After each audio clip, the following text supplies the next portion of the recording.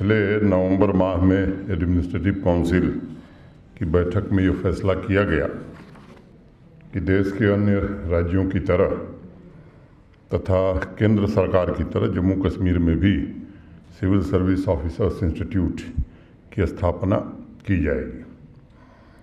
मैं सबसे पहले बधाई देना चाहता हूं कि नवंबर में फैसला हुआ और आज वो आपको समर्पित कर दिया गया, इसके लिए आप सबको बधाई।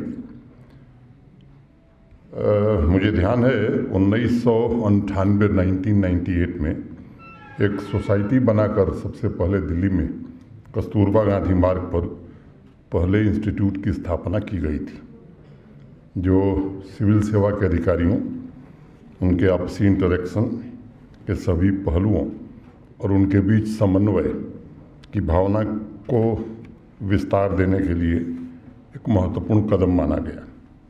आज दिल्ली में 2 ऐसे इंस्टीट्यूट काम कर रहे हैं, एक कस्तूरबा गांधी मार्ग पर है और दूसरा चाणक्यपुरी में।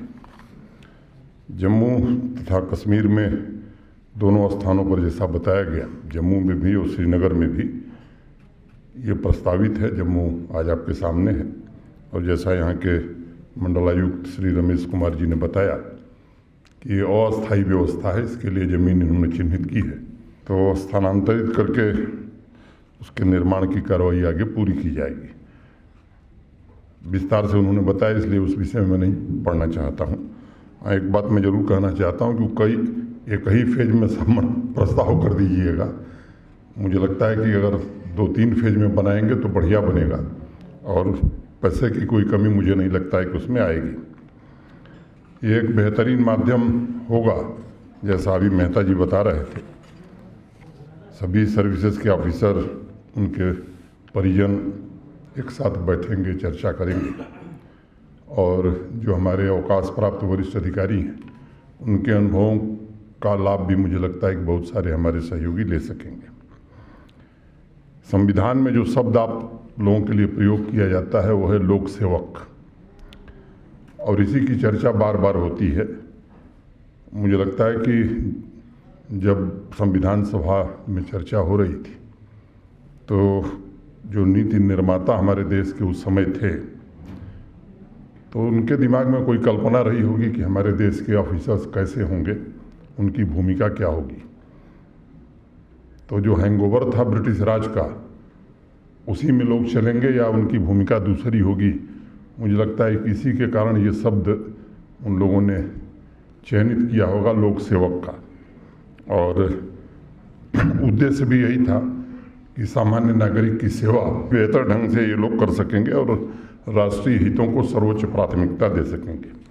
और इसलिए संविधान सभा में जो अनुच्छेद 315 है, उस चर्चा के दौरान बार बार इस बात पर बल दिया गया कि लोक सेवा आयोग राष्ट्र निर्माण के लिए खड़े हो रहे हाथों की मातृ संस्था ही नहीं होगी, बल्कि एक तरह की पौधशाला होगी जो हमारे लोकतांत्रिक मूल्यों को सुदृढ़ बनाने का काम करेगी या साधन बनेगी।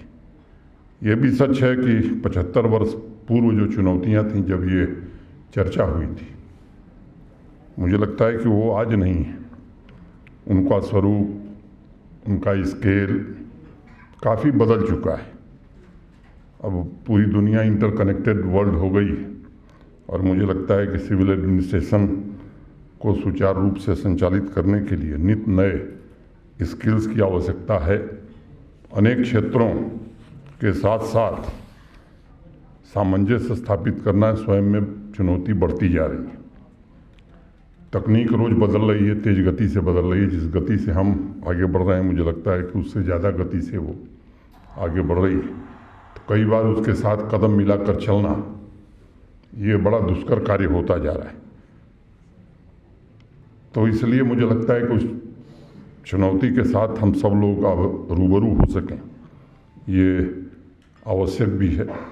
और इस दृष्टिकोण से देखें तो सिविल सर्विसेज ऑफिसर्स इंस्टीट्यूट उस पौधशाला का ही एक छोटा स्वरूप मैं मानता हूँ, जो आर्थिक और सामाजिक बदलाव के साथ साथ सिविल एडमिनिस्ट्रेशन के अलग अलग क्षेत्रों के बीच एक सेतु, एक ब्रिज का काम कर सकता है। एक दूसरे के अनुभवों को साझा करने का एक उचित प्लेटफार्म हो सकता है। अब ऑफिसर्स कैरियर के दौरान अनेक ट्रेनिंग कार्यक्रम आप लोग उससे गुजरते हैं, नए स्किल सेट, नई कार्यविधियों से आप रूबरू होते हैं। इनफॉर्मल रूप से ये जो इंस्टीट्यूट है वो आपके रिक्रिएशन के साथ साथ आचार विचार के आदान प्रदान और गुड गवर्नेंस के अभियान में भी सहायक हो सकता है। सार्थक चर्चा के केंद्र के रूप में भी इसे आप विकसित करेंगे, ऐसा मुझे विश्वास है। एक छोटी बात और मैं कहना चाहूँगा कि 15 अगस्त को 4 संकल्प जम्मू कश्मीर प्रशासन ने सार्वजनिक रूप से, आप सबका संकल्प था जिसे मैंने दोहराया था, और उसे याद दिलाना और बार बार कहना ये मेरी जिम्मेदारी है। भय मुक्त, भ्रष्टाचार मुक्त, नशा मुक्त और रोजगार युक्त जम्मू कश्मीर। अब ये संकल्प मैंने व्यक्त किया है, लेकिन केवल मेरा नहीं है। मैं समझता हूँ कि आप सबका, सभी लोक सेवकों का ये संकल्प अगर रहेगा और जनता से निरंतर संवाद करके उनकी वास्तविक समस्याओं को जानना और उनके समाधान के लिए अग्रसर होना, तो मुझे लगता है कि निश्चित रूप से हम काफ़ी हद तक सफल हो सकेंगे। खास तौर से पिछले दिनों जो 2 अभियान बैक टू विलेज 4 और माई टाउन माई प्राइड 2, जिस तरह से आम नागरिकों के बीच हमारे अधिकारी पहुँचे हैं और जिस तरह की प्रतिबद्धता दिखाई है, उसकी अगर मैं प्रशंसा न करूं तो मुझे लगता है ये बेईमानी होगी। पूरी तत्परता के साथ इस अभियान में हमारे अफसरों ने सामाजिक कल्याण और समावेशी विकास की भावना से काम किया है और ये एक सर्वोत्कृष्ट उदाहरण मैं मानता हूँ। सुशासन के मूल तत्वों को संरक्षित रखते हुए अनेक इंटरवेंशंस हुए हैं। विधायी और विकास के ढांचे को मजबूत करने में काफ़ी हद तक हमें सफलता मिली है, लेकिन अभी मुझे लगता है कि रास्ता लंबा है, हमारा पड़ाव पर नहीं पहुँचे हैं। एक पारदर्शी और सक्रिय प्रशासनिक प्रणाली स्थापित हो, ये सबके सहयोग से ही संभव हो सकती है और ख़ासतौर से वरिष्ठ अधिकारी जो हों वो एक उदाहरण प्रस्तुत कर सकते हैं।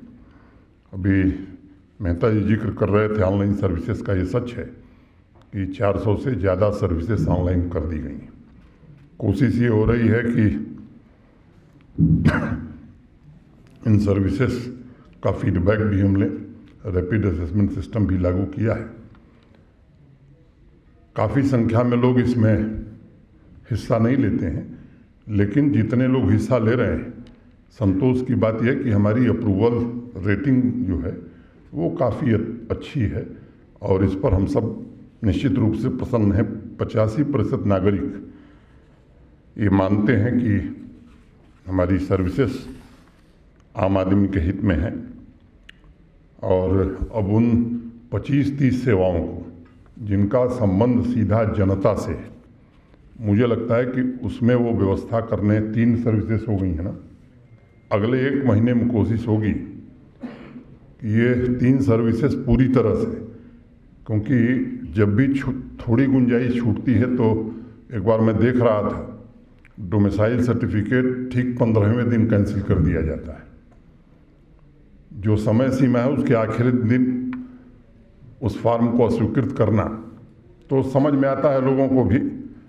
तो ये व्यवस्था करने में हमें सफलता अगर मिली तो मैं समझता हूँ कि सामान्य आदमी की दिक्कतें हम कम कर सकेंगे और उनकी जो अपेक्षाएं हैं, आवश्यकताएं हैं, उसे पूरा करने में काफ़ी हद तक सफलता मिलेगी। अब आवश्यकताएं भी बढ़ रही हैं, अपेक्षाएं भी बढ़ रही हैं। स्वाभाविक रूप से जब आप अच्छा काम करते हैं तो लोग उसी से अच्छे काम की और उम्मीद करते हैं। अब सलेंडर सड़क बनाएंगे तो जिस गांव की छूट जाएगी तो लोग कहेंगे कि ये छूट गया है। नहीं बनती थी तो कोई नहीं कहता था, जब बनेगी तो मुझे लगता है कि हर आदमी की अपेक्षा बढ़ती है। वो स्थिति धीरे धीरे यहाँ भी पैदा हो रही है और मैं समझता हूँ कि उसके लिए सबको मिलकर के ज़्यादा मेहनत भी करनी होगी, सक्रियता के साथ पब्लिक ग्रीवांसेस को सुनना भी होगा, उनका समाधान भी करना होगा। भविष्य की चुनौतियों को ध्यान में रखते हुए पारदर्शिता, जवाबदेही और संवेदनशीलता, समावेशिता की भावना के साथ अगर हम योगदान देंगे तो निश्चित रूप से हमारी ये गुडविल बनेगी। समावेशी विकास की दृष्टि से ही एस्पिरेशनल पंचायत और एस्पिरेशनल टाउन, ये दो कार्यक्रम अभी हाल ही में महत्वपूर्ण कार्यक्रम जम्मू कश्मीर प्रशासन ने शुरू किया है। मैं आप सबसे अनुरोध करूंगा, ये एक लोक सेवा का महायज्ञ है और आप सब वरिष्ठ लोग भी इसमें मार्गदर्शन दें, अपना योगदान दें, अपने कनिष्ठ सहयोगियों का निर्देशन करें, मार्गदर्शन करें, उन्हें प्रोत्साहित करें।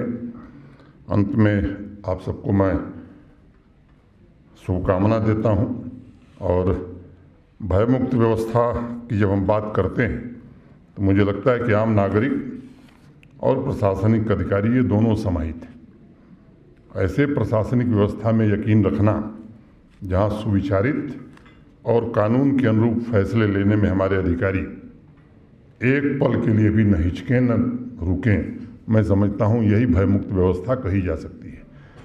अब जो फैसला हमको लेना है, हम जानते हैं कि फैसला सही है, उसमें भी अगर 15 दिन लगाते हैं तो मैं मानता हूं कि फिर कहीं ना कहीं दिक्कत है। जो नहीं होना है, किसी हाल में नहीं होना है, उसके लिए चाहे जो भी कुछ भी कहे। तो इस तरह के फैसलों को काफ़ी हद तक आप लोगों ने आगे बढ़ कर के लिया है और ऐसी व्यवस्था को बढ़ावा देना, उसे पोषित करना जिसमें आम नागरिक की भलाई हो और जो जम्मू कश्मीर के निर्माण में मुझे लगता है कि योगदान दे सके। आप सभी लोग सेवकों से ये मेरी अपेक्षा है और अपने कनिष्ठ सहयोगियों को इसके लिए प्रोत्साहित करना ये वरिष्ठ अधिकारियों की जिम्मेदारी है। सामाजिक आर्थिक विकास में हम सब योगदान दे सकते हैं जब हमारे दृष्टि में लोक सर्वोपरि होगा, जनता सर्वोपरि होगी। लोक सेवा आयोग को एकमात्र लक्ष्य बनाकर फैसले जो लिए जाते हैं, मैं समझता हूं कि ऑफिसर्स को पुरस्कृत करने, प्रोत्साहित करने एवं उनके संरक्षण के लिए प्रशासन पूरी तरह प्रतिबद्ध है। और ये मैं स्पष्ट करना चाहूँगा कि किसी भी प्रशासनिक कार्यों का वास्तविक मूल्यांकन जनता के जीवन स्तर में जो सुधार आएगा उससे होता है। और अनेक लोगों ने, अनेक साथियों ने इस तरह के काम किए हैं और किसी भी फाइल का भी मैं समझता हूँ कि उसके पीछे बहुत सारे लोगों का जीवन जुड़ा होता है, बहुत सारे लोगों की भावनाएं और अपेक्षाएं जुड़ी होती हैं और मैं मानता हूँ कि समाज का भविष्य उससे जुड़ा होता है। आपके फैसलों से, आपके योगदान से समाज में गतिशीलता आ सकती है। गतिशीलता काफ़ी हद तक आई है और तेज हो सकती है। इसकी गति को बढ़ाने की आवश्यकता है और आप सबके सहयोग से जम्मू कश्मीर देश की प्रगति में अपना महत्वपूर्ण योगदान दे सके, ऐसी स्थिति हम पैदा करें। आपकी उपलब्धियों के लिए मैं आपको हृदय से बधाई देता हूं। आपके और आपके परिवार के बेहतर भविष्य की कामना करता हूं। अब मैंने एक घटना का जिक्र करना मुझे लगता है कि आवश्यक है। ये जो पब्लिक सर्विस कमीशन है जम्मू कश्मीर का, अंतिम अभ्यर्थी का साक्षात्कार समाप्त हुआ, 3 घंटे के भीतर परिणाम आ गया। शायद एक स्वयं में उदाहरण है कि व्यक्ति कितना परिवर्तन कर सकता है। 2001-2 से पता नहीं कितने विभागों में प्रमोशन नहीं हुए थे। एक एडहॉकिज्म यहाँ की परंपरा बन गई थी या जानबूझ करके एडहॉकिज्म चलाया जाता था, उस विवाद में मैं नहीं जाना चाहता हूँ। आज स्थिति ये है कि आज की तारीख में अब हमारे पास किसी के प्रमोशन पेंडिंग नहीं है। और मुझे चेयरमैन एक दिन मिलने आए थे, उन्होंने कहा हमने अपने एडमिनिस्ट्रेटिव सेक्रेटरीज को कहा है कि भविष्य में भी जो आपके प्रमोशन करने आप बता दीजिए, अभी से हम सूची बना करके रख देते हैं। तो मुझे लगता है कि ये ऐसे उदाहरण आज जम्मू कश्मीर में देखने को एक नहीं अनेक मिल सकते हैं। और जिस अभियान का जिक्र अभी मेहता जी कर रहे थे, कई लोग कोशिश कर रहे हैं। पहले कोशिश की गई उन लोगों के द्वारा जो रसूखदार लोग थे, जिन्होंने नियमों की अवहेलना करके, अपने पदों का दुरुपयोग करके सरकारी संपत्ति अपने अपने रिश्तेदार, अपने परिवार के नाम करी। तो उन्होंने एक माहौल बनाने का काम किया कि साहब ये 2 लाख लोगों को बेघर करने जा रहा है जम्मू कश्मीर प्रशासन। मैंने निजी तौर पर बैठक करी थी अपने दोनों संभाग के अधिकारियों की, खासतौर से हमारे एसएसपीज और DCs, divisional commissioner, ADG DIG सभी सीनियर ऑफिसर्स भी थे उसमें।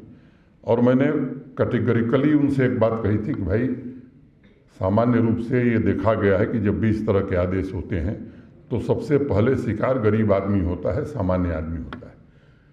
और इसमें किसी का दोष नहीं है, ये सामान्य प्रक्रिया है कि एक आदमी का भवन गिरा दीजिए, 5 लोगों से वसूली कर लीजिए उसी भय में। तो स्पष्ट निर्देश था कि आप अपने ज़िले में जो भी इस तरह का अभियान है, DC और SSP मिल करके पहले सूची बनावें, अपने से कोई ये काम न करे। मुझे लगता है कि आम तौर पर, या मैं कहूँ ओवरऑल, मैं भी रोज़ मॉनिटर कर रहा हूँ, तो एक छोटी घटना हुई श्रीनगर में और उसको रात को ही ठीक कर दिया गया। कल से व्यवस्था में और बदलाव लाया जाएगा। और श्रीनगर कश्मीर के तो लोग नहीं हैं, लेकिन यहाँ जम्मू के डिविजनल कमिश्नर हैं, ADG हैं और DC जम्मू हैं। मुझे लगता है कि कल क्या होने वाला है इसकी जानकारी आपको अपने ज़िले की रहनी चाहिए। डिविजनल कमिश्नर को अपने हर ज़िले की जानकारी कि कहाँ कहाँ होने वाला है, तो सेल्फ गोल की संभावना पूरी तरह समाप्त हो जाएगी। और दूसरा, मुझे लगता है कि मीडिया को बताने की ज़रूरत है कि इन लोगों ने किया क्या था, किस तरह से सरकारी ज़मीन पर अपने परिजनों और अपने रिश्तेदारों का नाम चढ़ा करके और सेना से किराया लेने का काम 50 साल से लोग कर रहे थे, किस तरह से सरकारी ज़मीन ITC से किराया ले रहे थे। ये बातें अब जनता के बीच आनी चाहिए। और मुझे लगता है कि मैं आपको बहुत विश्वास और जिम्मेदारी से कह रहा हूँ कि कल अगर मतदान हो जाए तो जम्मू कश्मीर के आवाम की बात मैं कर रहा हूँ, 85% लोग कहेंगे कि जम्मू कश्मीर प्रशासन ने सबसे सर्वोत्कृष्ट काम यही किया है कि इन प्रभावशाली लोगों को, जिन्होंने अब तक अपने पदों का दुरुपयोग किया था, उनकी ज़मीन को खाली कराया। मैं इतनी बात कह करके आप सबको फिर से एक बार आज के मौके पर बहुत बहुत बधाई देते हुए अपनी बात पूरी करता हूँ। धन्यवाद।